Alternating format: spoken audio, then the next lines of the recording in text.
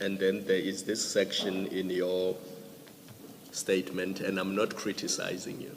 It is your statement. For my benefit, I'm just trying to understand. Is the purpose of this section to say that we must not believe the people who gave evidence here because they are also bad people? They have done the things you have mentioned in the statement.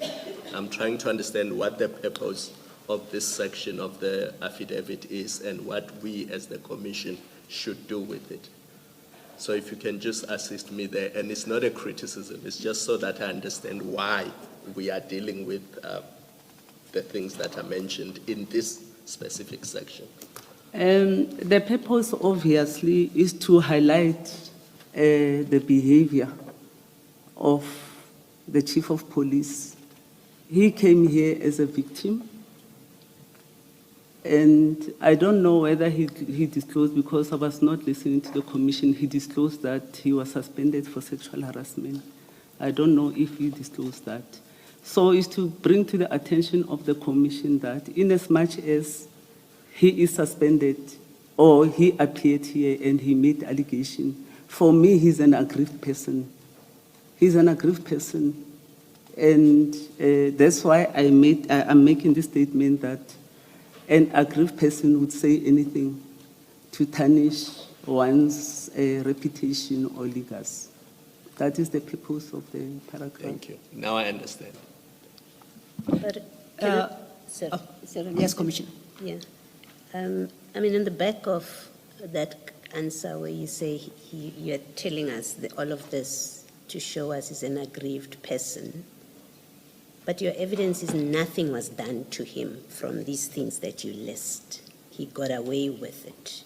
He used your words, he used law enforcement, and he's got counsel protecting him. So according to your evidence or your testimony, he suffered no consequence for the list of things that you are giving, except the suspension in 2024, and we'll come to that. But you've listed a number of things where you say there was no consequence. So how are these evidence or proof of grievance, these things that you are listing in paragraph 50, how can they serve that purpose if there was no consequence to him?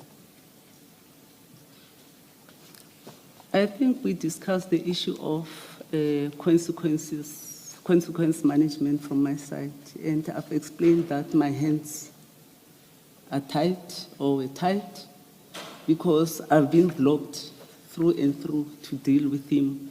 The process of dealing with senior managers, it is in the Systems Act. Senior Managers Systems Act, I think, is Section 56 of the Municipal Systems Act, where you are required to get an investigation report or an allegation first. And I write the report to the Municipal Council with all the attachment to council, for council to take a decision, because he's appointed by council through Section 56. So my duty was to write the report to council with all the attachment, but by then I did not have attachment. Hence, it is viewed, which I accept, that I did nothing. But here, I'm trying to, as I answered Commissioner, that the purpose of this is to bring to the attention of the Commission that Chief came here to actually air his grievance more than anything. Okay. But he has a lot to answer. But it is not for this Commission to run a grievance process or to run a DC for individuals. Yes. No, you are correct. It's not a place to run a DC, but you have put this stuff before us. So I think in fairness to you, we give you the opportunity to explain it where we don't understand. But also, I think in fairness to the people that you're naming, they need to know what it is you're saying about them. You mentioned, and I think I would like to be clear what it is you're saying in your evidence. You mentioned Lieutenant Colonel Tipper as one of the people that Chief referred to as his angels. You have also in your explanation, said at some point she was put in to be one of your protectors by him. But it is in a paragraph where you speak about her. It's in a paragraph where you say Chief Mapieye had children with subordinates who were vulnerable to his abuse of power, including conduct amounting to sexual harassment, coercion, and rape. Just to be clear, from your evidence, are you saying that Colonel Tipper is one of the people that you refer to as subordinates that have had children with the chief, that have been the victims of his abuse of power, coercion, sexual harassment, and rape? Are you saying that about her? I have explained that if you are called an angel, it means you are playing along. If you are not an angel, obviously if you are not called an angel, you will not play along with chief and agree to be abused, sexually abused. I think we have to go past innuendo. This is very damaging if it is not backed up by facts. I'm happy for you to say it's fact, what you are saying about her, and you will give us evidence that backs it up. We won't stop you doing that. But if you're relying on innuendo because she's called one of my angels, and you say, therefore, she must have had an improper relationship with him, that is not permissible. So I'm asking you a direct question. Do you say it as a fact that Colonel Tipper had an improper relationship with Chief Mapieye, and in particular, and maybe let me put it as specific as what I think you're suggesting, she had a sexual relationship with Chief Mapieye? Is that what you're saying? Exactly. And you have evidence of that you will include in your supplementary statement? Evidence of them having an affair. Did you ask for evidence from Xolani? No. Ma'am, did you ask evidence from Nweza when he said, I have extramural activities with Muanazi? I'm asking you the question. You don't ask me questions. I ask you questions. So I have no comment. May I please speak? You are a witness. You have to allow me to speak, and we will give you the chance to answer. You make very serious statement about Colonel Tipper. I'm not speaking about anybody else at this point. I'm speaking about Colonel Tipper. You make a very serious allegation about her.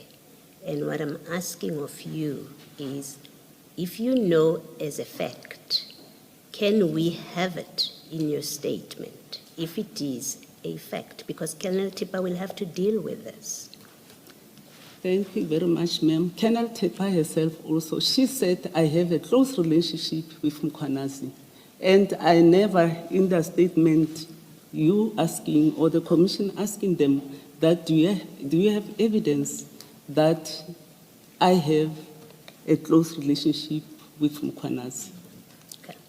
So it's the same answer, ma'am. All right. Thank you for that answer. Chair, before we stand down for tea, may I just ask one question to the witness? Dr. Mashazi, I understand, particularly with reference to your last answer, that it was suggested by one of the witnesses that you had a close relationship with Mr. Muanazi. Do you equate that to a claim by you that a female member, subordinate, had a sexual relationship with their senior at work? Do you place those on par, those two claims?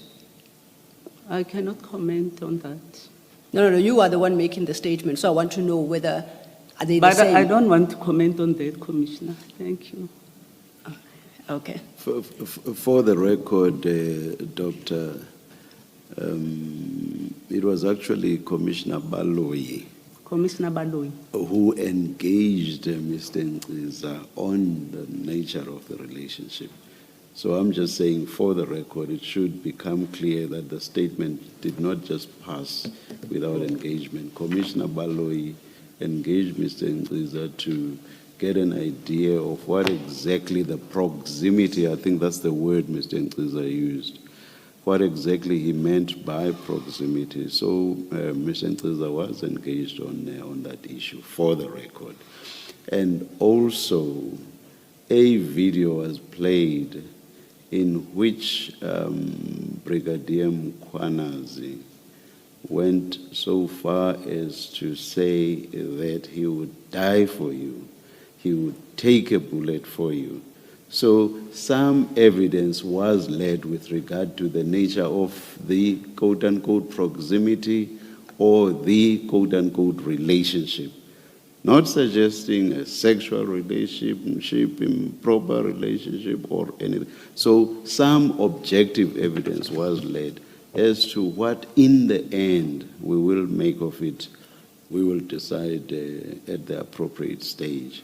So I'm just putting that on the record to make sure that you do not leave this commission saying that, as you were suggesting to Commissioner Baloyi, that there was no engagement at all with regard to the relationship that Mr. Nkiza was suggesting. Yeah, May we take the... For joining us on SA News Hub. Don't forget to subscribe and hit the notification bell to stay updated with all our latest news. See you next time.